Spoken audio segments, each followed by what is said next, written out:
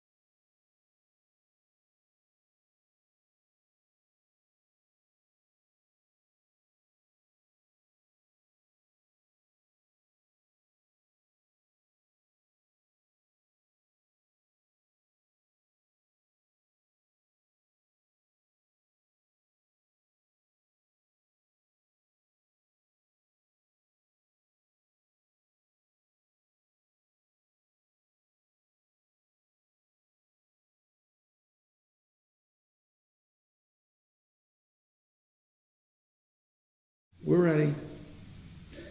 Welcome to the Deal Doctor live stream. It's Monday, 1 o'clock. Today we've got a special guest, Brian Boven, who I believe is located up sitting in the Rockford office right now. And we're going to talk a little bit about FSBOs. And so without further ado, I'm going to introduce Brian and take it away. Talk to us.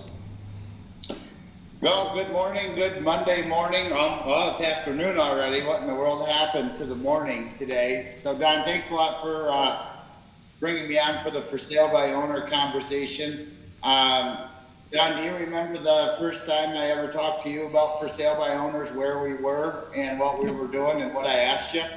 Yep, I do. So that was an interesting conversation because I was brand new in the business 9 years ago. And trying to generate business very quickly. And the one thing about for sale by owners is you have something in common, right? You both want to sell their house. And so knocking on a for sale by owner's door, to me, is much more beneficial use of my time versus somebody who doesn't have one of those signs in their yard. So I came to you at a 5-star event in the parking lot and said, Don, what about my conversion ratio on these for sale by owners? What am I doing wrong on these guys? I want to get every single one of them. Do you remember what you told me? It may have been something along the lines of the only thing that's going to change a for sale by owner's mind is time. Exactly. So that is the key to the for sale by owner business is that, I was trying to change their mind on the doorstep, and that means they're basically brand new in the for sale by owner world. They've already made a decision that they're going to try this, right? Yeah. And trying to change their mind on their doorstep and telling them, you need to do this on the MLS.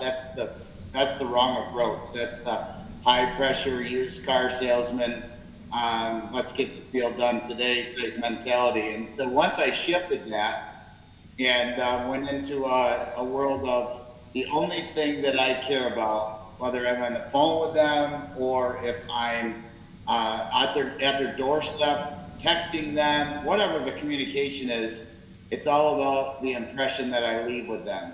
So my number one goal with the for sale by owner is that when they are tired of trying to do it on their own, I'm one of the people they're going to give a phone call to. So that's my number one focus. And it's interesting at closings that I asked the clients who have gone with the full MLS listing and chosen to work with me, You know, I'm sure you had 500 phone calls on this for sale by owner. Why in the world would you go with a goofy guy like me? And they all say the same thing. They say you're the only one that called more than once. That's so important. Thanks for sharing that, because you're absolutely right. They'll get 400 or 500 phone calls, whatever the number, it doesn't matter. The point is that 2 to 3, 4 weeks into it, if you're still calling, you're the only one. Everybody else has quit because the for sale by owner has beat them about the head and shoulders to the point that they don't want to call back again. But if you're still there, if you're the one who's still standing there waiting for their call, you're going to be the one that they think about first, right? Oh, 100%.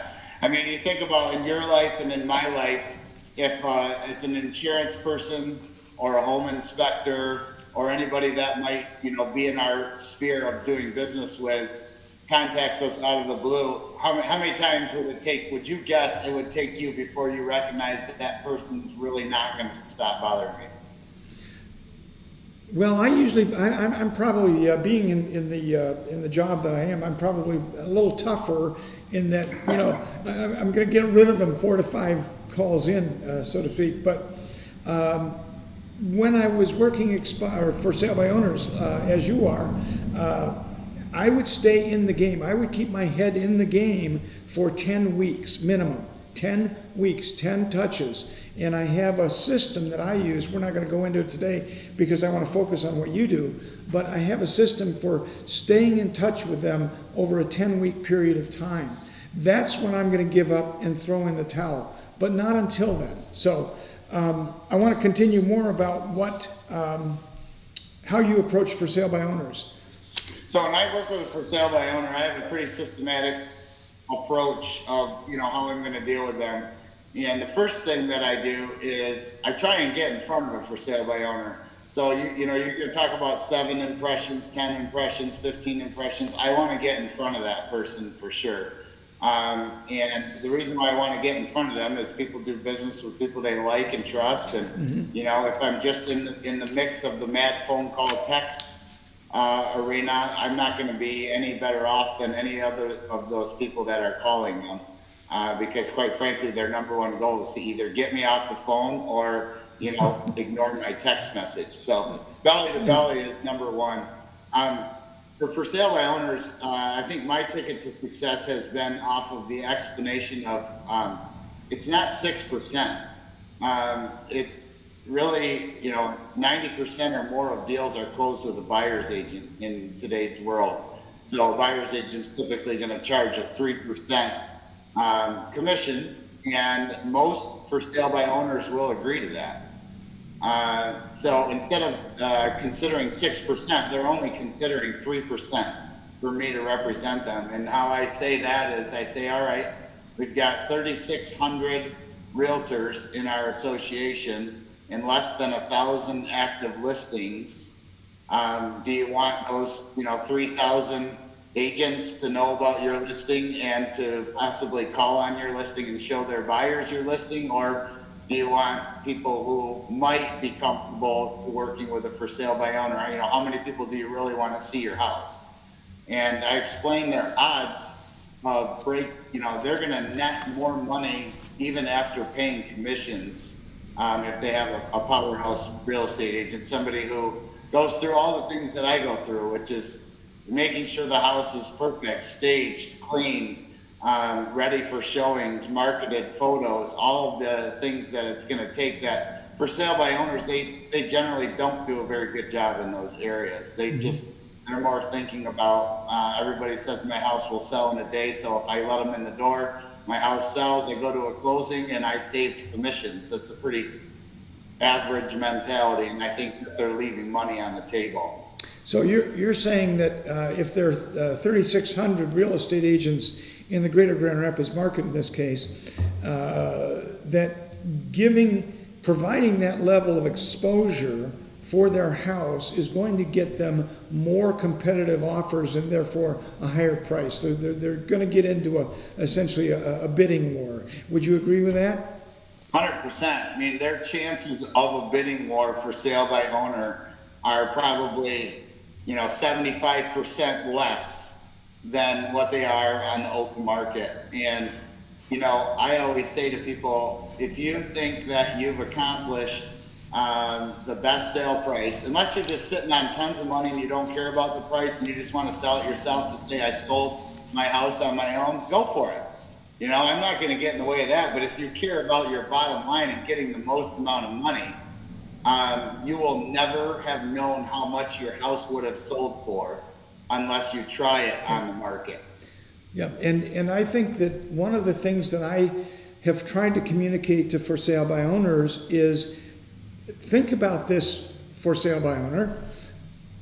Who is a for sale by owner buyer? What is their goal? And a for sale by owner buyer is someone who wants to save the commission. They don't want to pay for the commission built into a multiple listing. So therefore, if they're coming to you as to buy your house for sale by owner, they're the ones who want to save the commission. And if you only have that one buyer who's making an offer, who's going to save the commission, you or them? That's my question to for sale by owners. Is that something that you have experienced too? Well, that's a kind of a double whammy for a seller, right? Because they think they're saving the commission by not listing the property, and then the buyer comes to make an offer, and their offer is reflecting the fact that the seller's not paying any commission. Exactly. So, it really is not productive when it comes down to the final sale price. Let's talk a little bit about risk. I know you and I have talked about what happens, the position, legal position that a for sale by owner puts themselves in when they go out and attempt to negotiate and close a sale with a buyer. Well, the last time I checked, and you handle a lot of this legal stuff, but the last time I checked, the number one lawsuit in the real estate industry is for sale by owners. And that's because I believe somebody was either naive or uneducated, and the other person took advantage of them, maybe took them to the cleaners. And, my favorite story in regards to that legal side of things is I had a listing off of Grand River Drive, and somebody had told the prospective buyers, that this listing was going to be coming up. And they went over, and I had a signed listing agreement. They went over to my seller's house, knocked on the door, and said, we're going to, be ready to see your house as soon as you want to show it. Well, they were just the sweetest couple ever. So what did they say? They said, come on in.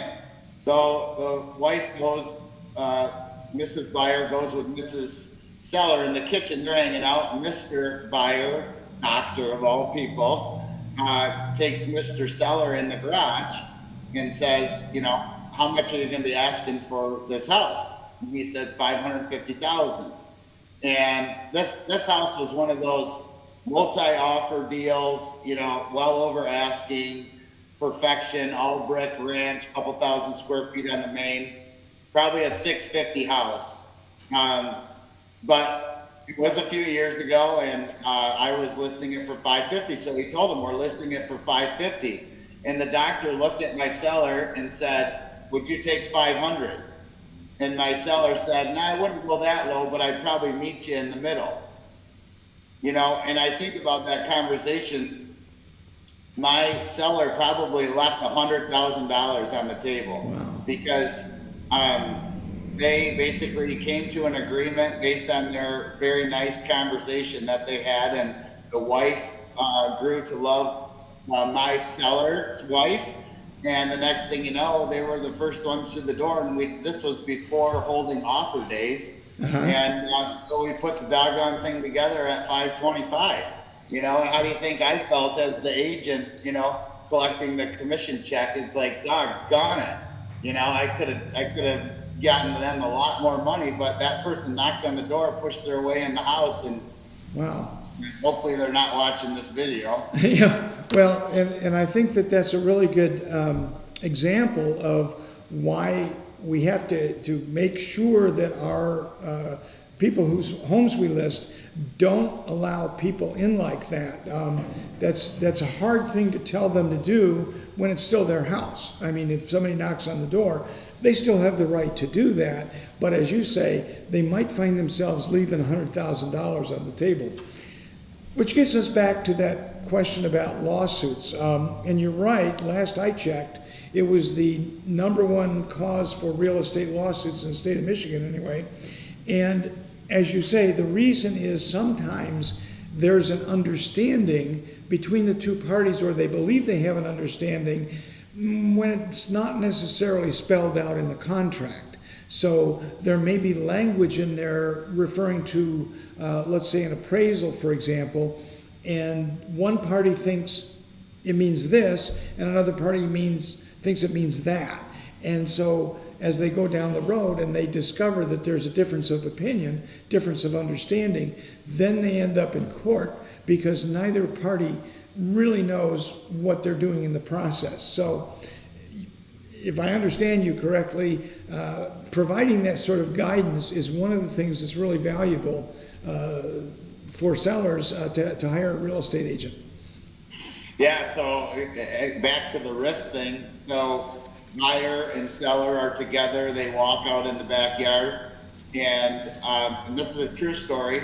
Mr. Seller says, you know, my septic drain field is over there, and points at that. Mm-hmm. And the buyer says, well, where's the lot line? Yeah, it's right in that area. Okay, great. So what does that do to a real estate agent? Red flags everywhere. Right. Where is the real property line? You know, is it actually over the property line? Is it encroaching? You know, where is that septic drain field? And so the buyers and sellers agree that it's probably right in that corner, right? And it's just tucked in on the right side of the line. We close the deal, and the neighbors say, did you guys agree in your sale to put in a whole new septic? Because it's on my property and I'm going to be building on there next year, and that happens to be right where my garage is going. Yep, that's an example of exactly what can happen. Moving on just a bit, when you prospect for sale by owners, I'm just going to use a round number of 100. Out of 100 people that you contact, when you make your initial knock on the door, phone call, whatever it might be to get connected with them and begin the process, how many of those people that you connect with will you convert over the next month or two into actual listings? Let's say you contact 100. How many listings does that ultimately turn into?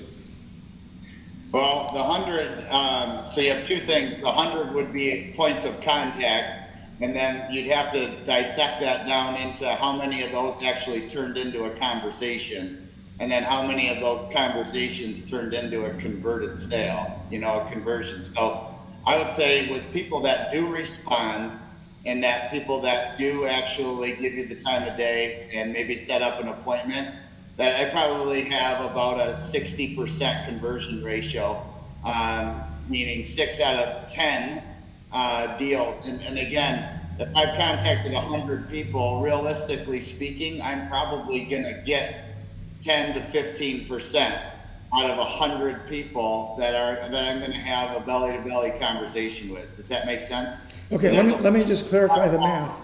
So if I've got 100, and it's 10 to 15%. We'll use the high end. Out of 100, you're going to have 15 people who you will make a contact belly to belly with. So far, and out of that, you're probably going to get about 60% or somewhere in the neighborhood of 80-ish to 10-ish listings. Is that Yes. correct? Okay. Yeah, so out of 100 contacts that you're working at any given time, you may see as many as 8 listings out of that. Am I following correctly? Yes. Okay. And I'll tell you that your numbers are just a smidge higher than mine. I would probably put mine at 5 or 6%, but we're close. You're just better at it than I am. Well, it probably has to do with, being just a little younger and a little better looking, but other than that, No argument there. No argument that's what it there. is. No, you don't have a speech impediment, so you got that, you don't have that going for you, so you got me there. But what's interesting is that I think a lot of people have the fear on a for sale by owner of rejection. And I want to speak to that really quick a minute and let people know that there is no such thing as a personal rejection when it comes down to for sale by owners. It's a business rejection. So when the people slam the door in your face and tell you to get the heck off their property, and that's about the worst thing that's ever happened to me, those people aren't doing anything personally to me. They're just not taking what I'm offering them for a service. And so I would always encourage any agent to get rid of that fear and stare it in the face and say that I would say that half of the people that I connect with are people who are like, do you want a cup of coffee? They're nice people. Yeah. And they'll invite you in the house and, check out the house and give them your advice and stuff. But that fear of rejection is a crippling fear, and it's natural. Yeah. And it's perception is reality, right? So people say, oh, I'm scared of that because, who wants the door slammed in their face? Well, if I back to 100 using that number, out of 100 door knocks or 100 impressions, I might get 2 people that were to slam the door in my face, like 2%. So it's a inaccurate fear, I guess is the only word I can think of. No, thanks for bringing it up, because when I was starting into this, both with expired listings and for sale by owners, I want to go to the mindset just for a moment. Expired listings still want to sell, but they are mad. They're mad at you, they're mad at the world, they made a wrong decision, whatever it is. FSBOs are a little different. FSBOs think they know more than you. That's their mindset. They believe, starting out, that they know more than you. And it's only time that will change their mind about that. And so we do get the door slammed in our faces. And as my mentor once said, your response, you have to build it in and believe it down into your being that I say, hot dog, everything's going normal. Because everything is going normal. That's what to expect. And don't take it personally, because as you put it, it's a business decision. They're just not ready to make a different business decision today. Would you agree with that? That it's about the business decision that they're making today? Absolutely, and people make decisions based on value. They need to see the value. Yeah. And so unless you can prove to them that the value is there, they're not going to give you that attention that you're looking for. So the value is in the numbers. Mm-hmm. So you would, just present a scenario right here. Okay, on this piece of paper, I'm going to put this in front of you. Your house is worth $500,000 in an average market. Right now, average market, things are selling for 10 to 15, 20% over asking, depending on the listing. So, if you show them for sale by owner and you work out commissions and you work out those multiple offers and prove it to them on paper, and they can see the value, you're probably going to get their attention a lot more than talking to them about, what their golf handicap is. Thank you for bringing that up. Great segue. Thank you. Because when you talk about value, when you have the opportunity to meet with them, and now you're at a point where you're going to get together at a kitchen table, you're going to sit down, talk about price and commission and all of those things. Does it help you, or do you use a listing presentation at all, or do you have a marketing plan that you present to show the kind of value that they're going to receive? So the listing, that's the craziest thing. From day one, 9 years in, I have never used a listing presentation, ever. What I use is I use a seller's net sheet, and I show every single penny. It's one piece of paper, and I tell them, if you really care to see the comps and you really want to see my calculations, I will show them to you. They're in the car. I always have them, just in case they're engineer minded and they want to go with, comparing apples to apples and such. I have those in the car, but I believe in the KISS theory, and I want to keep it simple. So that one sheet of paper can get right to the chase real fast by showing them, if you sell for this, you're going to net this. Okay, so I want to wrap it up here. Any final thoughts or summations about the overall experience of going after for sale by owners? Do we have any questions, by the way, Don? Okay. Any final thoughts? Well, I would just say I already encourage people to get rid of that fear of rejection, but something that I would encourage agents that are looking for more business and to gain more business, seeking out for sale by owners is a lot like seeking out off-market deals. Yeah. You're going to make money on both of those scenarios, and you're going to be the hero. And the reason why is if you are seeking out a for sale by owner, you might not get the listing, but you might actually get the buyer. And in talking to them, the next thing you know, you might end up putting a sale together that you would have never put together just by the connections you've made with that individual. So I think that it's really important that people get out of their comfort zone and try it, and they'll find out on the other side that it really wasn't as bad as they thought it was going to be. Because if I did all of my numbers in 9 years, I would say easily that for sale by owners could make up 20% of my business, and that's a lot of business. Yeah. 20%. And with for sale by owners, I just want to recap what you had said at the very beginning, that high pressure sales tactics don't work with for sale by owners, and it's a slow, patient staying in front of them, because when it comes time to make that decision, when they have changed their mind, that you want to be at the top of their mind. Is that correct? That's right. It's your one shot. They're going to make that decision halfway through their process of trying it on their own, and you just want to make sure that you've got that spot in line when they're ready to make it. Because when they're ready, they're going to move fast. Yeah. They tried it. They have found out this isn't exactly what we thought, and they're going to be on it just like that. And you want to be that first phone call, because they'll probably sign that day. Absolutely right. Again, thanks for joining us, Brian. Appreciate it. Great thoughts, and hope you all enjoyed. And if you have any questions, post them here. We'll answer them throughout the day and on. And we'll see you next week. Thanks. Hey, Don.